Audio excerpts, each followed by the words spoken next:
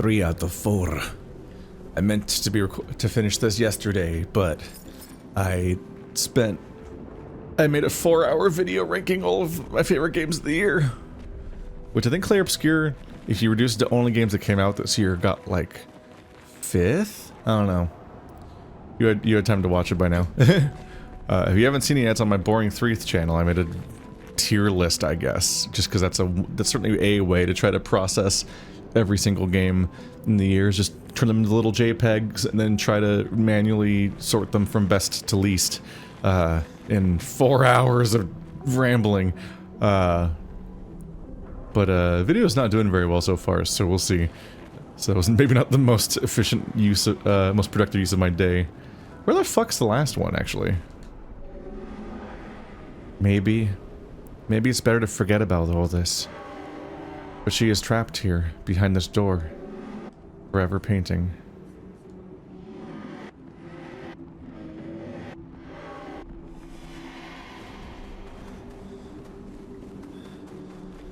Do I know how to find the last? Okay, this one, right? Yeah. The issue being I don't know how to get... Oh! Oh, I walked by it on the way in. Okay. I was like, hang on a minute. I don't remember there being another path, and then I remembered this dead end, and I'm like, well, it's gotta be nearby. And then it was just like, yeah, a little thing I walked past. Okay. Oh my god, let's player blindness, am I right? Let's player blindness is an interesting topic. There's several explanations for it, but also sometimes it's just people being mean. Sometimes it's just people being mean and unfair to the person. This isn't really much of a case because I was like confused for 10 seconds. Useful. But it's the combination of people being... There's a lot going on with that topic where people call it Let's Player blindness because they're always baffled by how bad and dumb or oblivious Let's Players can be to what's happening around them. And part of it is the fact that they're recording a Let's Play for an audience, so you're like multitasking the whole time. You're talking, you're trying to be aware of how long the video's been going for, you're thinking about how to navigate the world and like what's best in real time of like what you think goes good for the video and blah blah blah. That was a abrupt lighting transition. That's wild. I'm always surprised by how instant they do them. I kind of wonder if they think that the is gonna like obscure it, like the screen going whoopty whoopty is gonna like obscure it, but like they don't engage in enough shaky cam to actually successfully obscure the effect. I feel like is what's going on. I wonder if I should make a oop. You fucker. It's right, it's gross to teat. Fuckface.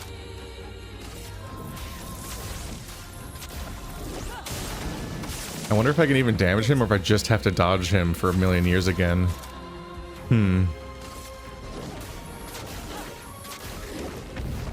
I wonder what the consensus is over this kind of game design. Because I don't even mean gross to teat as a fight.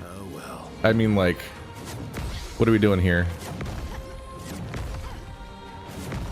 So he's easier now because I know what he does. So among other things, I now know I can just dodge him instead of parrying him, because I think the mechanic was that he burns himself out over time.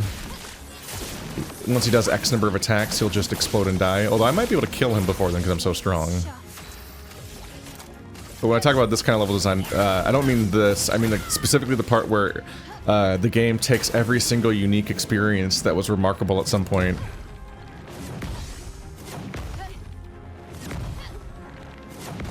And then they repeat all of them to the point where you're like, oh, nothing is allowed to be a singular and unique cool experience that happened, curiosities that happened over there, and so on. The fact that every single encounter is repeated means that it feels like none of them are special. At least that's how I feel when I play Elden Ring. In that first zone when you have the surprise dragon fight, it's like, oh my god! That's wild that she had 2 turns before Verso had 1. Like, I will always feel this way about Elden Ring, because, like, I think it's so cool when you have a surprise fight against a dragon with no warning in the middle of an open field. But then Elden Ring does that trick a dozen more times, and you're like, oh, okay. To the point where you just expect it. Like, you get to the ice area, and you see a big ice lake with a conspicuous lack of enemies in it, and you're like, oh, it's gonna be an ice dragon. And then you run in it, and the ice dragon fight starts, and you're like, yep, there he is. Like, it plays its tricks so much that you start being able to predict when it's gonna happen, and you can see it telegraphed, and then it's just not special anymore. I just think that, like, Grosset Teat is like a weird, amusing, troll moment of the game. Just being like, here's a completely absurd encounter with a really specific win case, and it's not necessarily designed to be fun, but on some level, the experience of fighting him does kind of enrich the game, just because it's like a weird experience that you'll like bond with your friends over a little bit when you talk about him. Like, remember that fucker that you had to parry his like bouncy ball bullshit for like half an hour and then he just explodes? Like, that is amusing. Like, I think about like Shammy made a video about Elden Ring that made me think about like, yeah, it's interesting that like we can argue about how Malenia might be an unfair bit of game design with specifically one attack that is like actively unfair feeling. The waterfall dance, as everyone knows. And like, that stuff is interesting, but it is worth noting that like that extremely unfair, absurd moment does become like a cultural experience where everyone is collectively fighting the same boss across the entire world, playing that game's most popular video game, that year's most popular video game, and we all experience Malenia in some form, and we all like have that shared experience, kind of like watching like a popular TV show and stuff like that. And like, that's interesting in its own right. So it's like it becomes this thing where like it transcends. Oh my god, that's so many shots. Oh my god. It like transcends game design on some level.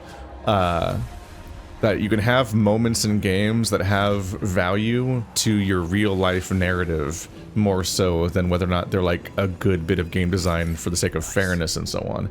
And this comes out to some extent thinking about, did it just spawn another enemy? Something aggroed.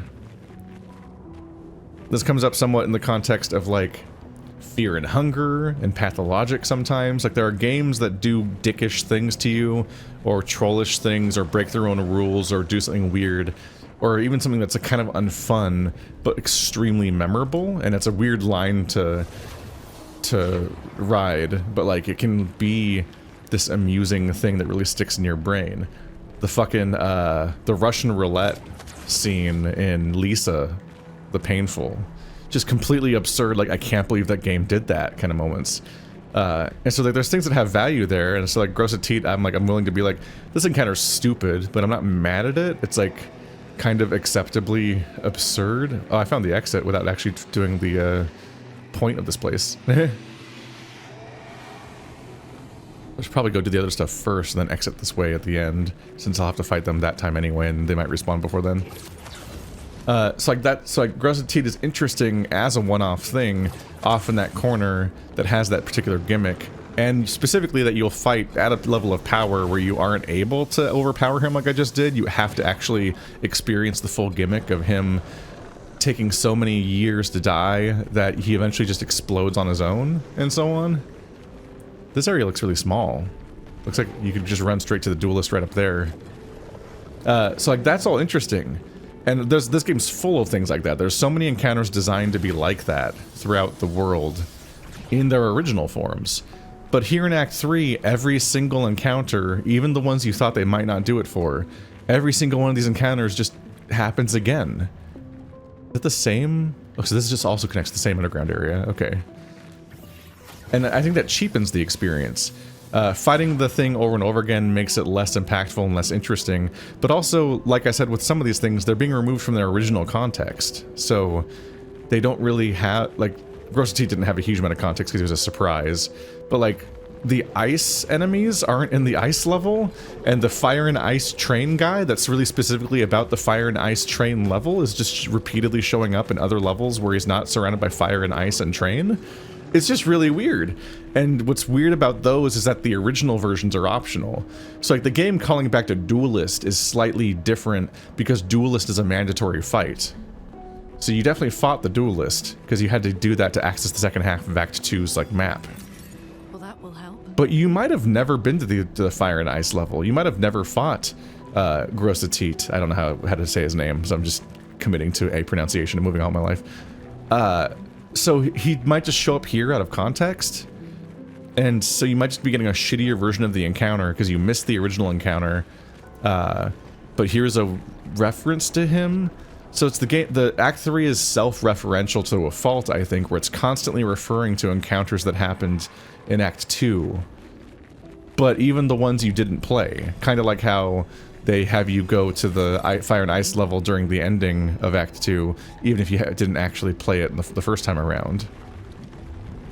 I can't get that. Yeah, that's not how hitboxes work.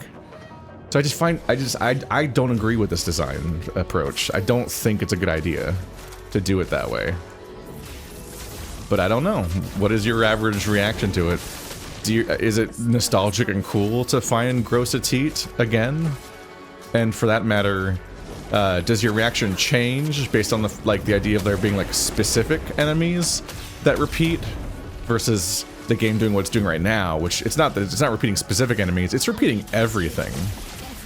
I think about how the Burgeon was like an interesting and iconic encounter that really stood out to me the first time, but he's like maybe not specifically bossy enough to need to make it completely unique.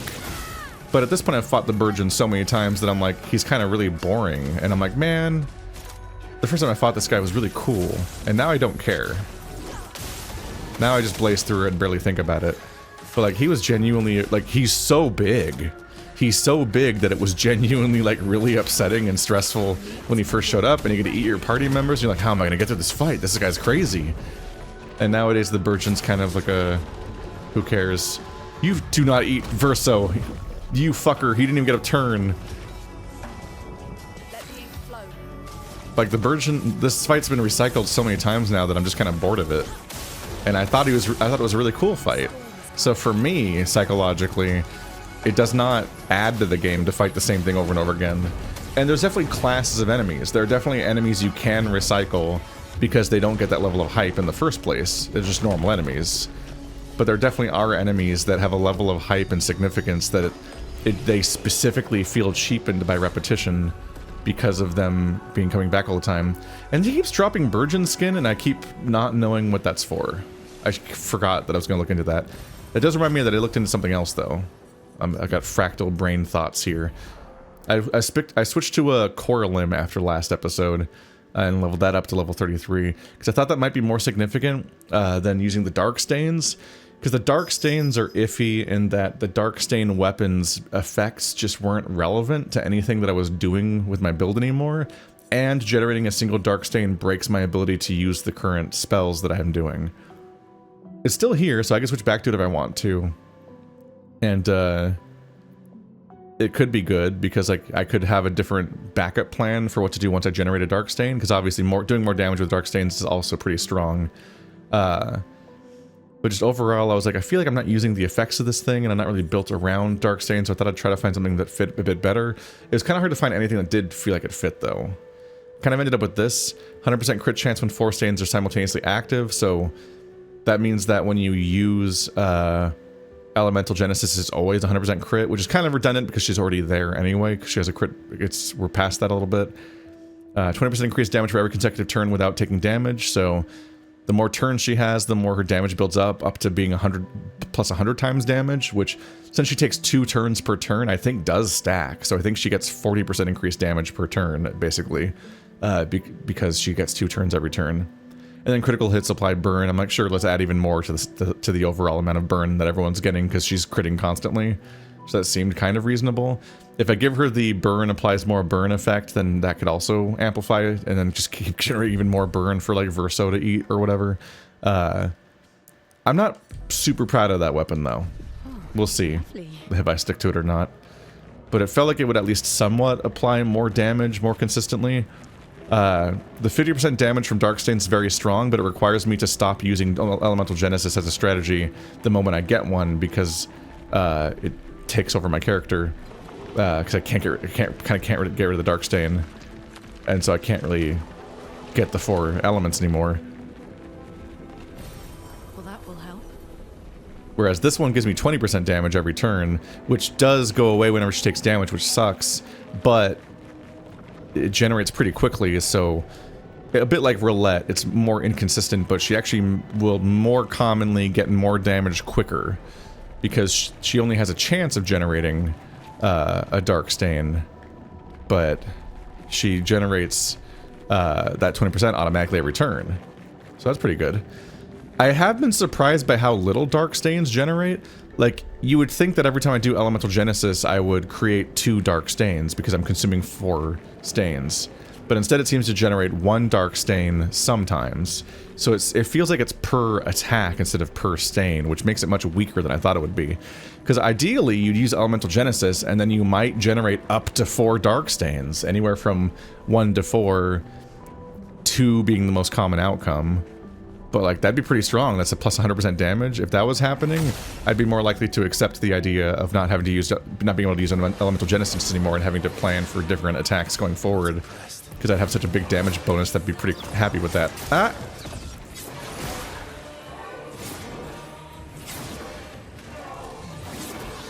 Jump is so infrequently used that it always catches me off guard.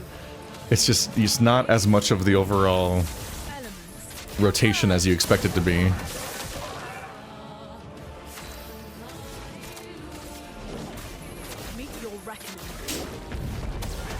But yeah, I'm playing out the content to see what it's like and giving my critique as we go, and maybe that's exhausting to some people, and you know, if they keep doing a thing I don't like, then I do end up saying the thing that I don't like for a while, which I see as their big downside to that, obviously. But yeah, I'm a bit let down by how much Act 3 is just them recycling content constantly. I do like the story bits better, so it's worth checking it out to see what I find. I'm not focused enough on the gameplay right now. I need to stop talking every time he attacks so I can respond and be ready. It's been worth it to check out Act 3 just to make sure I get all the optional stuff that actually is really cool. But a fair number of these things are just so full of old content being recycled. And it does bum me out that they specifically just kind of don't hold a reverence for their unique encounters that were cool the first time, where you're either cheapening it by repeating it for the people that saw it the first time, and for people that didn't see it for the first time, their inclusion is confusing because you didn't experience the original version, and now that you're too strong and there's no semblance of difficulty curve, it really is illegible what the encounter was going for the first time, or what its original context was, and it's no longer leaving the door open for the possibility of you finding it in a future playthrough, or maybe even just letting it be a piece of trivia that you just like, oh, that interesting thing I found out, and then one of my friends can bring it up one day, and they'll be like, oh, you never found gross titty? And they're like, I don't know how to pronounce it. Yeah, the bouncy ball enemy. You're like, what do you mean the bouncy ball enemy? And then it becomes like like back in the Pokemon days, Pokemon Red and Blue, like the era of like being sort of pre-internet and like talking to people about experiences in games, and there being like sort of like urban legends of like weird parts of games that people weren't always sure were even real because they didn't have them in their playthrough and so on.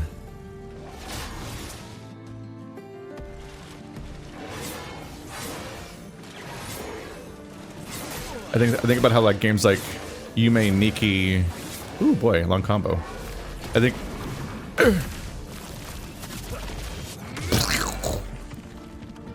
think about how games like Yume Nikki and even Undertale are like into the idea of having a bit of RNG baked into the game, and specifically creating moments where there's a small chance of specific things happening at specific moments of the story that only happen in some people's playthroughs, just to create a little bit of mystique and inconsistency and raise questions about these kind of things, and just sort of like literally create content that not only can be missed, but even will be missed by most people. And that feels like what they're going for when they have all these niche, weird little encounters throughout the game, when you're playing the first 2 acts of this game, which is why it feels so weird that Act 3 is then just like, what if we just recycled every single encounter from Act 2? And then also maybe you fight them like 6 times. Maybe you fight the lamp guy that was originally in an extremely cinematic set piece that was also the moment Gustav died. What if you fought that guy like 6 more times? And he's like, ah, man, I feel like you can pull that trick like once. You can do the Lamp Master like 1 more time, and only if you make it even more hype. You can't hype it up more narratively, because last time it was when Gustav literally died, but you could have an even more upsetting... You could be like, the inverted Lamp Master, and it'll be like the fucking, like, you're literally in hell, and you're fighting this, like, completely absurd version of Lamp Master with 2 more phases or something. Like, you can only escalate and really, really overdo it and go crazy in the super end game and have, like, the ultimate revenge against the guy that was there when Gustav died. Renoir killed Gustav, but, like, Lamp Master was there. So you associate that enemy in that set piece and those stupid lamps lighting up. It pains me that the lamps lighting up, it was this eerie set piece you walked through that made you uneasy, and then it ended in Gustav's death, and then they recycled the lamps lighting up as an environmental thing leading up to other Lamp Master fights that mean nothing narratively. Like, that's weird, right? I can't be the only one that thinks this about games. I just can't be. I feel so alone sometimes because everyone says I'm crazy whenever I criticize things, but I'm just like, doesn't that suck? I think sometimes it's a little bit of like the Emperor has no clothes. The Emperor clothes thing is not a metaphor, but I'm just like, sometimes it feels like there's an element of like, oh no, it's Game of the Year and I love it, so I won't criticize it kind of vibe. And maybe that's why I get so stonewalled sometimes when I bring up things about like Dispatch or Clair Obscur, is that I've decided I like this game, so I'm going to just not engage with criticism and just see you as a downer if you bring it up or not or whatever. But I'm just like, isn't that weird? Isn't that a weird thing to do? Like, the game could be a masterpiece or whatever, or like an extremely impressive game and Game of the Year or whatever, and also be full of really weird choices and flaws and so on. In fact, I think that's kind of like nakedly obvious, just like second to second of playing the game. Like, the moment I started this game, I was like, wow, this game is really pushing the aesthetic to 11 and going hard on the story and the mocap and all these other things, but it's also like something about its presentational style and its levels and the way they're kind of mashed together. I immediately registered that this game was also like jank, like immediately and obviously janky looking in a way that reminds me of like a higher budget version of 1000 Times Resist, a game that is one of my favorite games of the year. In fact, I ranked it higher than this game. I love 1000 Times Resist, but like the way that it mashes assets together to make some of its environments is like ugly, like actively ugly in that game's case. And this game has better art direction and it's higher budget, but also like the moment I started, I was like, there's weirdly fucky presentational aspects to this game that would normally not fly, and I'm fascinated by the fact that it even got through, while also being full of some of the best shit you've ever seen in the same game. I think that contradiction of quality is baked into every aspect of this entire game's presentation and execution, and it's almost like a disservice to ignore that element of it, because it's like, it's so ever-present. It's just so obvious to me. You did it. You can go in her atelier now, but she might not recognize you, for her soul is long gone. Don't let her unpaint you. That's not what she would have wanted. So here we're facing off against the echo of Clea, who herself is maybe the most... She kind of seems like she's presented as maybe being like the most accomplished painter or something. But that's the real life Clea, maybe. But she's also like seemingly kind of like dispassionate and detached and kind of doesn't care about this entire world.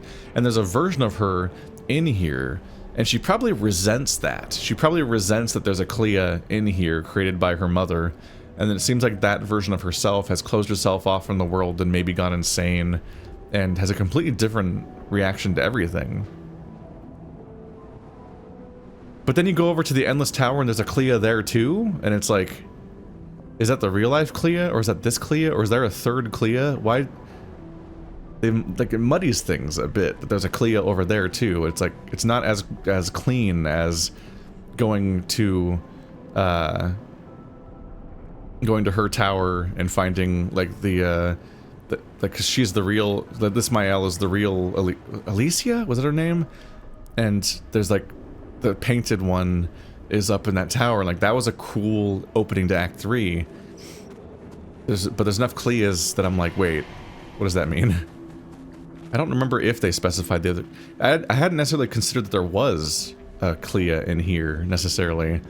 And so I assumed at the time that the one that we encountered at the tower was the real one somehow. Like, she stopped in to say hi and just kind of to taunt us a bit while being dispassionate or whatever. But now I'm, like, actually not sure. I don't remember her dialogue clearly enough. But she's also, like, kind of barely there narratively. She doesn't really say or do much. You just kind of just start endlessly fighting all the things without any much narrative context. The Endless Tower might be one of the most egregious elements when it comes to a lot of the stuff I've talked about.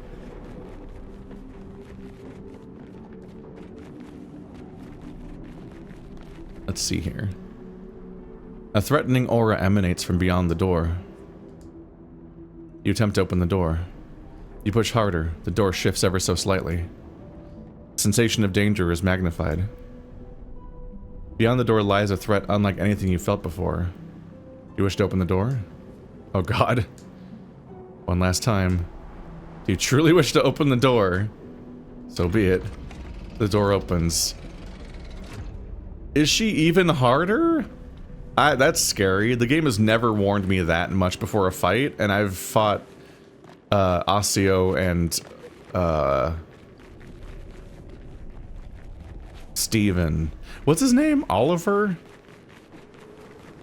Dominic? No. I forgot his name. It is just like a guy's name, which is a little hard to remember because he's not a character we knew.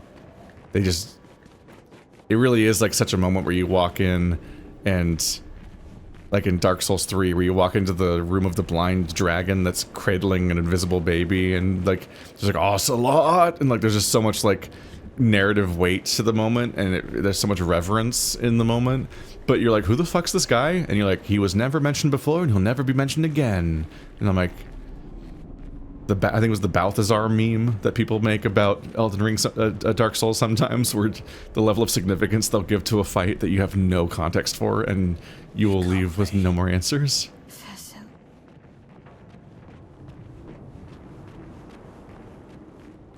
Hello. Is that like a variation of the first enemy of the entire game, I think? I think so, yeah. And then she's standing in front of it with the white hair. And we're surrounded by statues of all the enemies. It definitely would have been interesting if it was like more of a gauntlet to get here, like if each of the 4 bosses were like prototype versions of the bosses we fought before.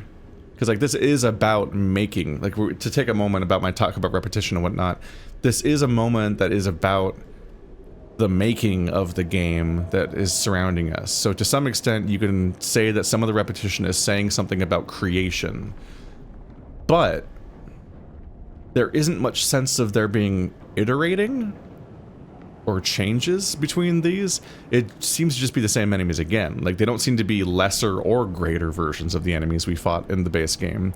Beyond the fact that they're probably like 10 times stronger just to keep up with the difficulty curve of progression. Like their numbers are different, I'm sure, but I'm saying like they don't feel like they're like half-formed prototypes, and they also don't feel like they're like over-tuned nightmare versions with 4 phases that you have to beat through to get to the real Clea. Because they definitely could have done something there. Because this is like a pulling back of the veil. Because to be clear, we did have a journey that had its own stakes and context the first time around. And now the curtain has been pulled back. We know that this entire place is a creation, it's a painting, and there's literally like a real world and a fake world, even if the people in the fake world are real people by any reasonable estimation, like caring about suffering of people and so on. So now that we know that we're in a simulation, essentially, there is something to be said about, like, seeing the architect and so on. Although this game is so overt about that stuff, and also spends so much time in that realm, that it, like, I do feel like it maybe wears out its welcome and loses its awe. So by the time we get here, we're maybe not really thinking that much anymore about the fact that the game is supposed to be having a conversation about creation, because Act 3 has gone on for so long that we're not really doing much with that anymore. I don't know. I definitely feel like there's a clearer way to execute this idea, but I also have that theory that Act 3 is like original plan was largely cut or reworked when the game had to be finished at some point.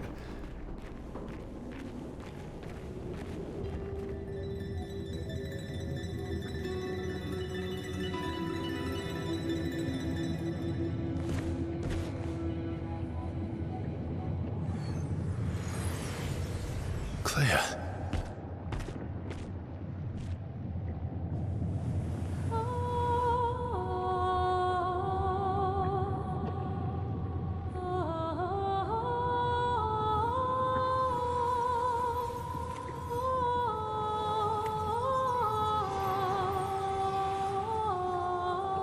You're alive.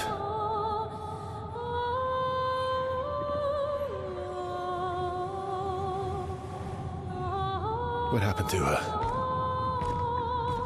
I bet Claire hated Maman's portrait of her, so she painted over her.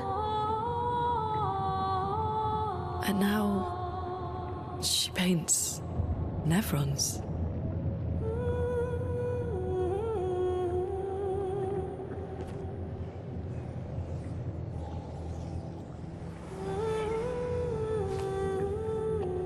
Can you heal her? Can you change her back? I can't repaint her. Claire's the only one skilled enough to paint over someone else's creation.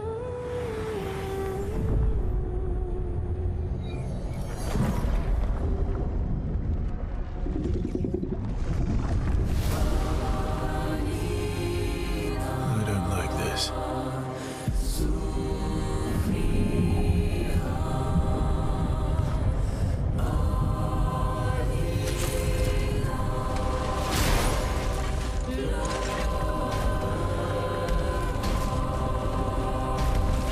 This is gonna be tough.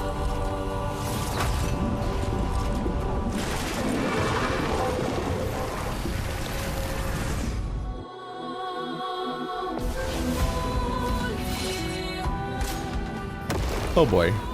Watch out. The musical Neverons. Ah! Ah! Ah! That's a different thing! Okay. Off to a good start. I'm sorry, so you just healed for how much?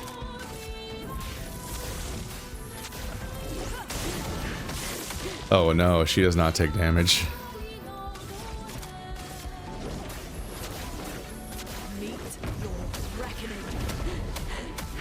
She kind of takes damage, except for the part where she healed for that much on her turn, or half of that.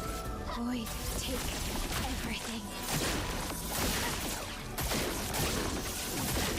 We just gotta believe.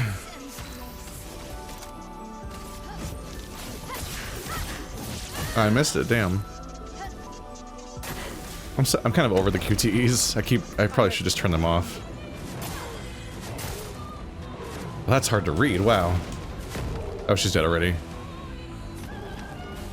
I just registered what I've done to my health point pools.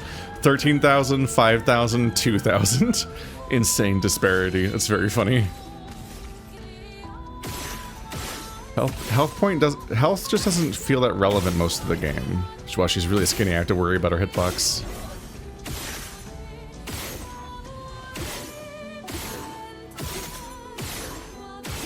This is so many shots.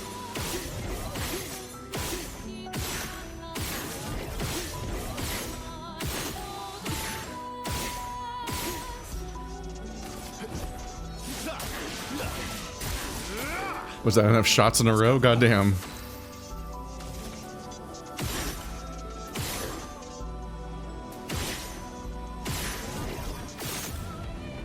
Wow. You really have to be careful to hit her at all. She's so skinny, and she moves so much during the damage animation. I'm gonna be here for 7 years.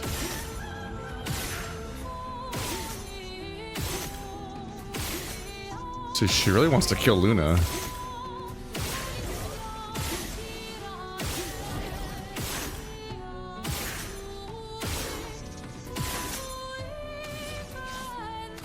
Oh, she's marked for Mael, I guess. So let's revive Luna. I won't lose again. I guess you get to use the mark, which is not the best attack to waste on the mark, but oh well. Meet your reckoning. She must have a phase 2, right?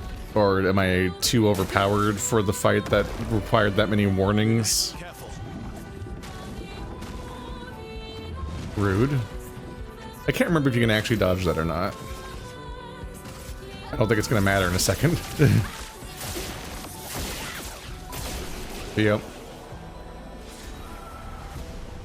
On turn start of no damage taken since last turn, recover 100% health. Clea's life. That sounds like I won.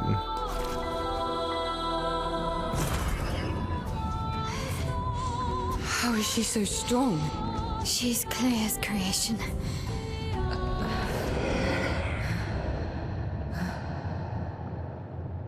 Oh, that's creepy. The eyes.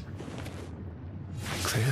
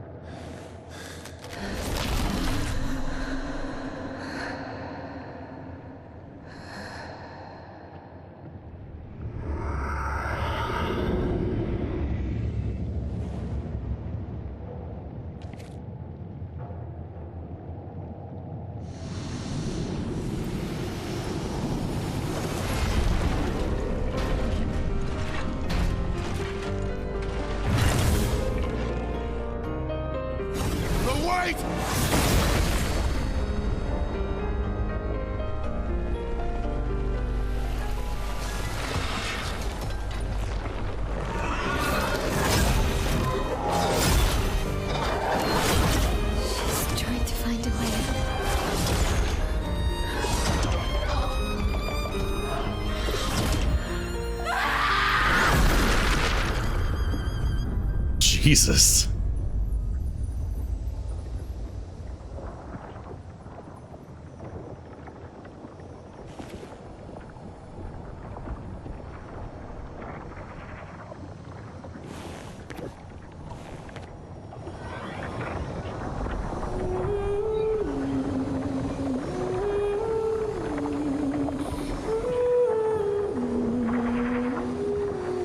I'm sorry.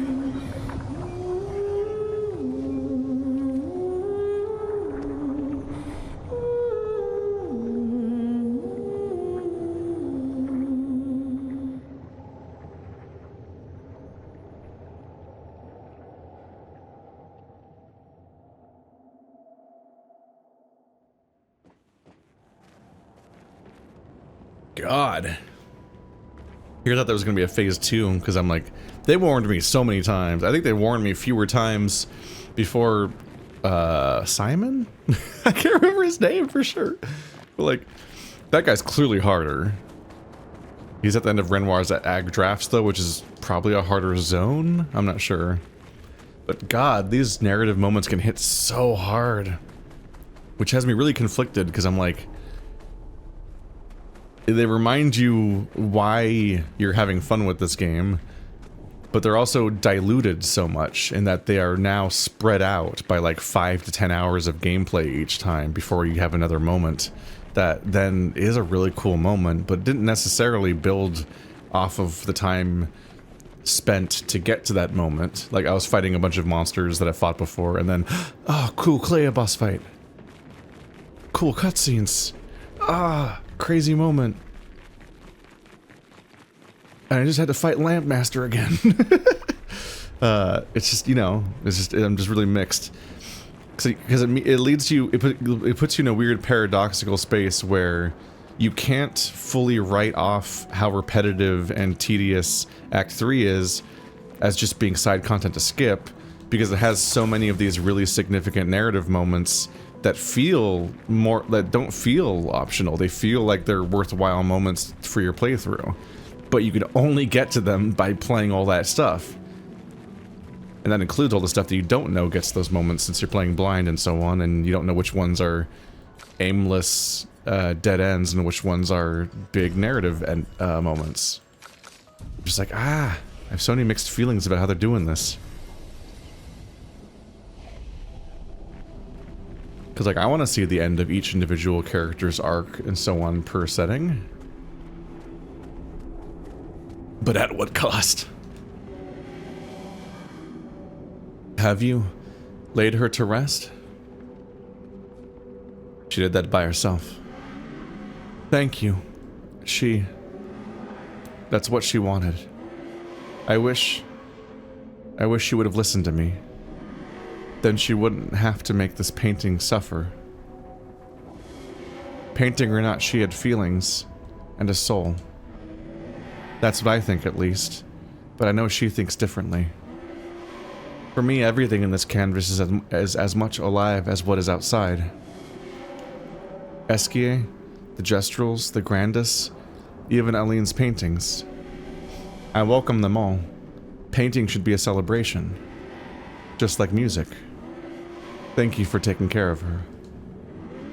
It may not be much, but would you accept a gift from me? A garment we had designed together. I can only make one. Who should have it?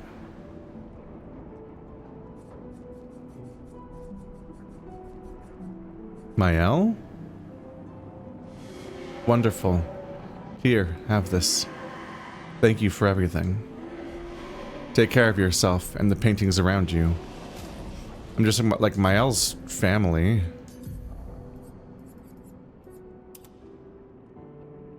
If anyone's gonna be dressed like Clea. Are there scraps of gold throughout or something?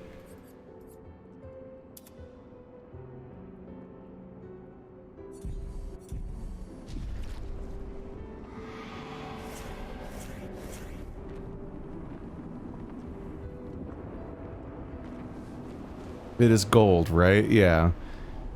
Yeah, she has like a painted texture everywhere.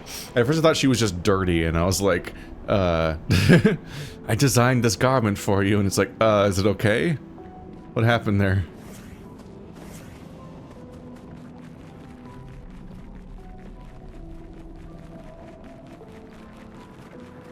There we go.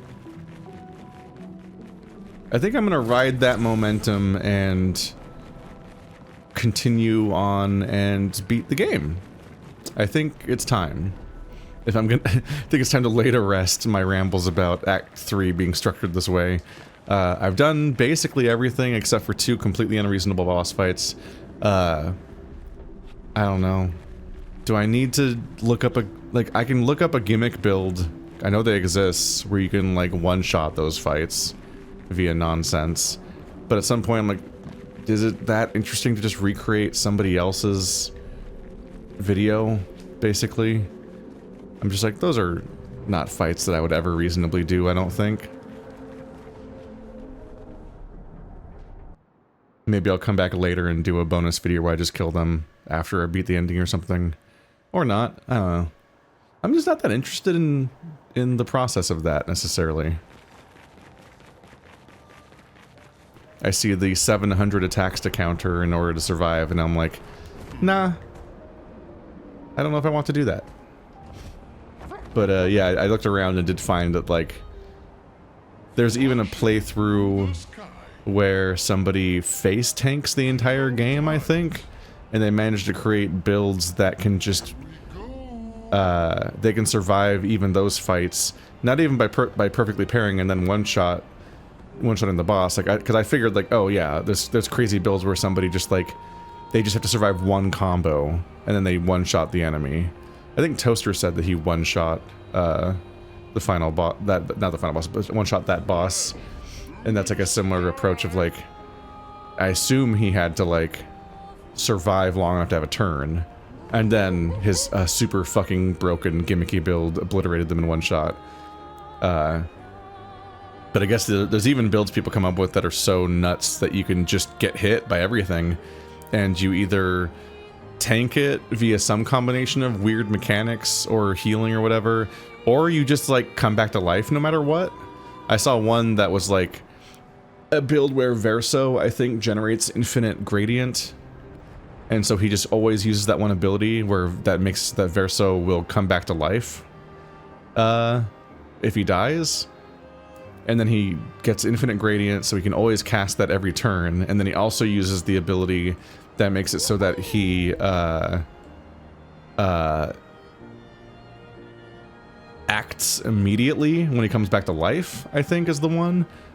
So whenever he dies, he comes back to life immediately, refills his gradient meter, casts the ability that makes him revive if he dies again. And that's just an infinite loop. Every single time he dies, he'll come back to life because he already has that ability on him. Then he just has to refill his gradient and cast it again. And then if he dies again, he'll immediately have an act when he dies, so he'll immediately be able to regenerate that ability and put it back in place. So it's just a fail-safe of an infinite loop where no matter how strong or weak he is, all that matters is that he can always immediately recast the ability that makes it so that if he dies, he'll get back up, and then and also if he dies, he'll act immediately.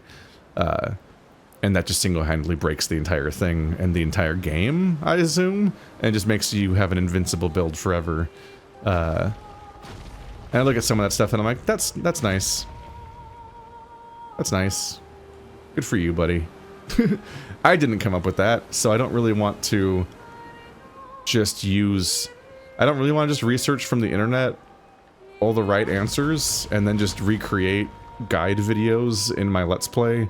And then be like, I did it, guys. I beat all the content by trivializing it via asking the internet how to trivialize it. And I'm like, I felt cool with my Verso build because I was like, oh fuck, because I found it on my own. I'm sure it's not I'm sure that's not an original build.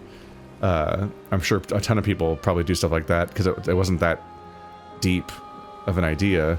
But like, I did actually stumble upon that build myself, and I haven't stumbled upon builds for much of the other characters.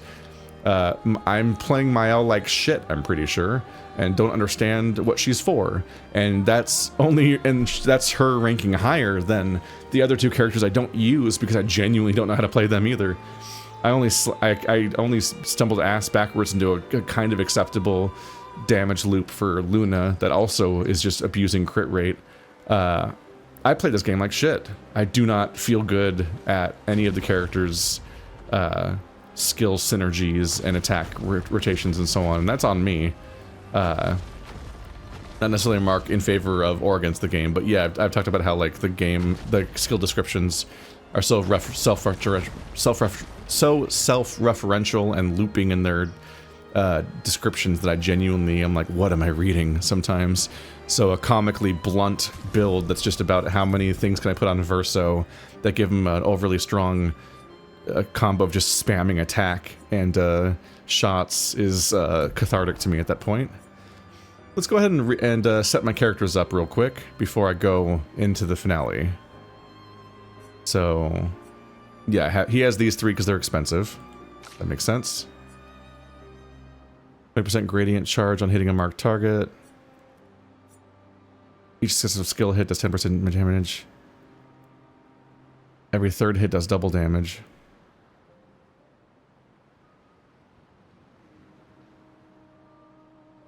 I might want to put these on Luna.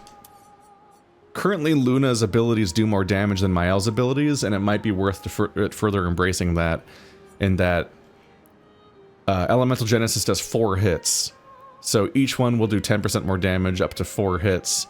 So the last one will do 40% more damage, but also that will presumably stack with the third one doing double damage. So this probably will massively increase the amount of damage that does. Let's see. I don't really care about this one. And shortcuts fine, but anyone could have it too, and it's also not that expensive. So yeah, double third and frenzy. Let's put those on Luna, I think. Alphabetical. Do. Double third.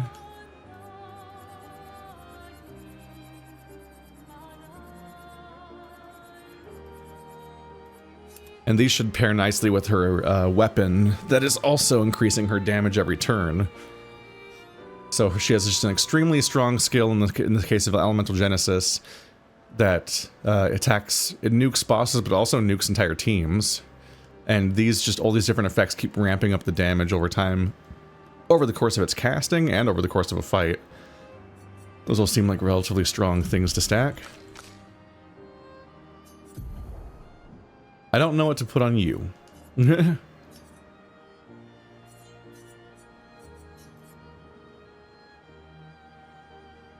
Let's see. I had great charging critical on because it's a source of crit rate, which is just nice to have. I might do that just for the stat bonus.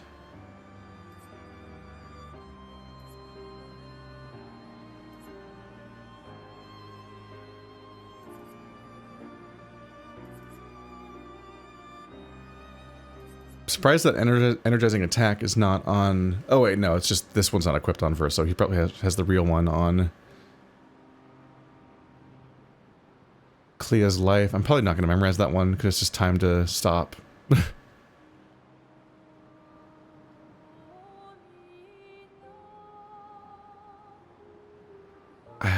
Alternating critical hurts me because it feels like a prank. I said this before, but like on crit, 100% increased damage on next non-crit, but it also gives 50% crit on the item. It's like you have to have like no crit in order for it to even just still be possible to not crit at that point. So like when does its bonus ever actually trigger? It's kind of absurd. Whoa, what's going on there? Oh, there's something. Oh, there's a bug. You can see the triangle. You can see the diamond where it says empty. My third empty slot. You can see it clipping through and being visible in front of the text for base attack. And here it's like because the word empty is like right there, so it like comes through the tooltip. I think there might be just a gap in the tooltip there, but it's just like unfortunately placed as a background. Not exactly a bug, just a thing that like seems less than intentional. It's like weirdly hard to come up with that, find anything worth equipping on Mael that I think is gonna like affect things.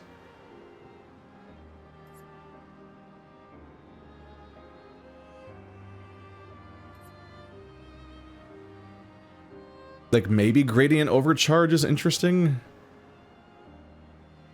Am I sorting by alphabetical? No. Let's look at the gradient things. Is there like a series of gradients that I can put? Let's see, charging counter, charging mark, hit a mark target also gives you gradient. Charging weakness, hitting a weakness.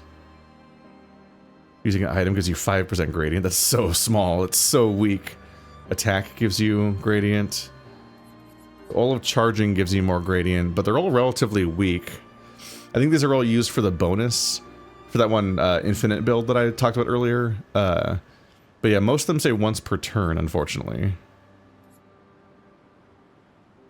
It's the base attack one that can trigger a fair bit. I think that might count 4 times for the character that actually uses that much. It only costs 7. It's interesting. It might be worth seeing if I can get this on Verso. Just to have him generate a billion gradient charge to then let Mael do a ton of damage with gradient by consuming it. But that my struggle is I just don't know how to tell if it's stronger or weaker than just using a gradient ability. Gradient overcharge. 2% more damage this turn if gradient parry. Say gradient charge on parry. I thought the other one said that. Am I crazy? Shouldn't this be called charging parry? That's what the terminology is. All the other ones are called charging parry. charging thing. And that makes them be on that part, where they're conveniently all together in a group. That's how that's how the naming scheme works, guys. This should be called charging parry. That's what all those ones are. Why is it called gradient? That's not your naming scheme, guys. See? Ah, counterattack, not parry. I was like, didn't I just read this one? So you can have both on parry and on counterattack, which is a lot of gradient potentially. But yeah, like you guys have a naming scheme. It's called charging. It's not called gradient parry. You fucks. It's one of my only tools for navigating this is memorizing the prefix names, and you fucked it up. It's just it's just funny to me. I can't not point it out. I hope this entire system gets an overhaul patch at some point. Even if they won't change the number of overall pictos, there's just like this menu, this poor menu. I've talked about it so much, but oh my god. Give me one last chance to complain about it before I wrap up. I'm me, I can't help it.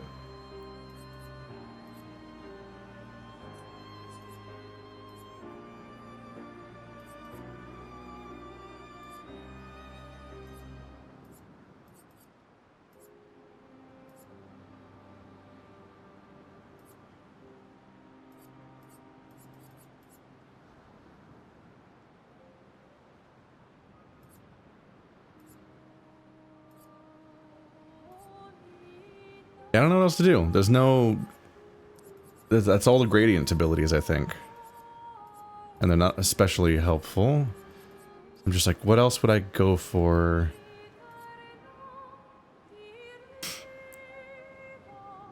Start the battle inverted and have bonus damage while inverted. You don't stay inverted.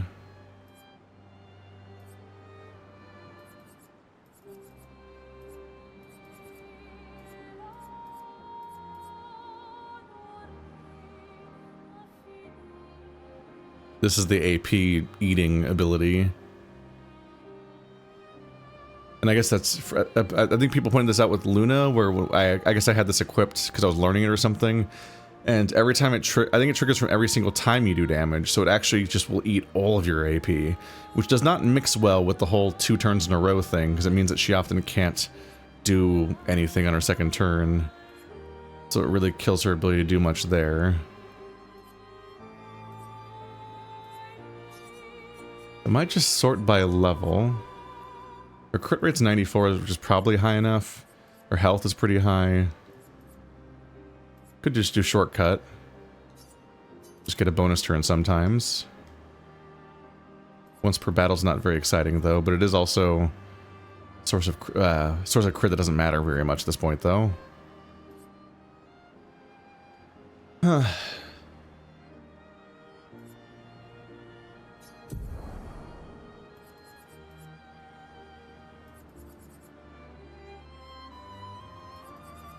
So alphabetical, I wanted to give you charging attack.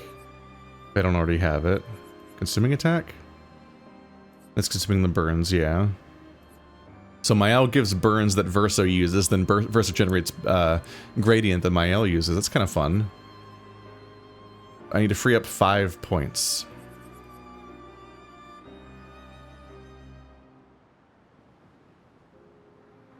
Bonus crit on defenseless enemies. On burning enemies. He kind of could use both of these because he doesn't have that much overall crit.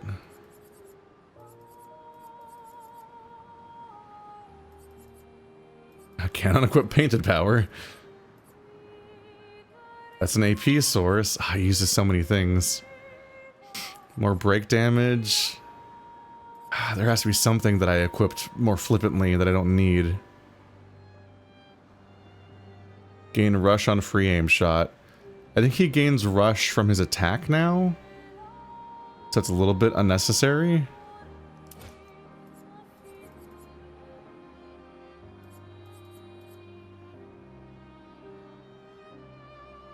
And I'm increasingly not really counterattacking. Because they got really hard to do at some point, and it became so strong to do everything else. Not energizing, charging. Those are different subgenres. Up, I have to go all the way, yeah, up.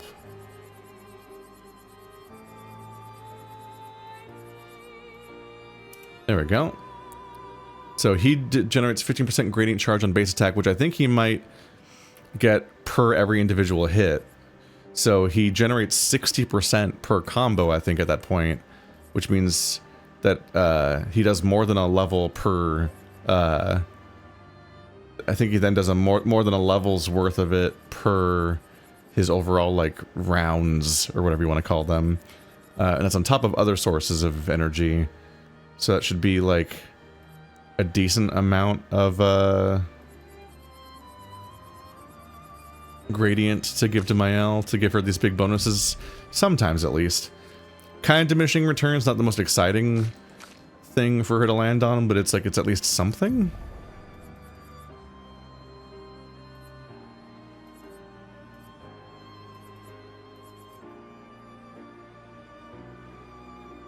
More break on critical hits? Well, she crits constantly, so she might as well do that, yeah.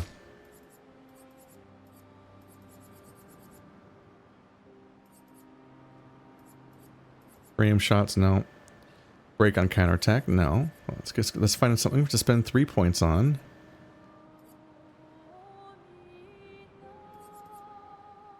It doesn't really break.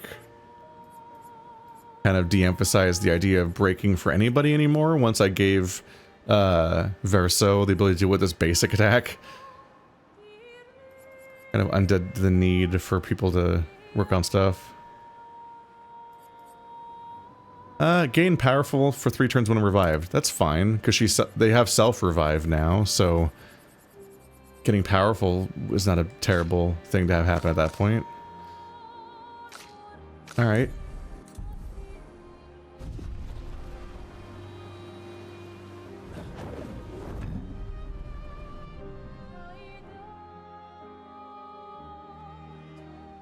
Perhaps it's time to wrap things up.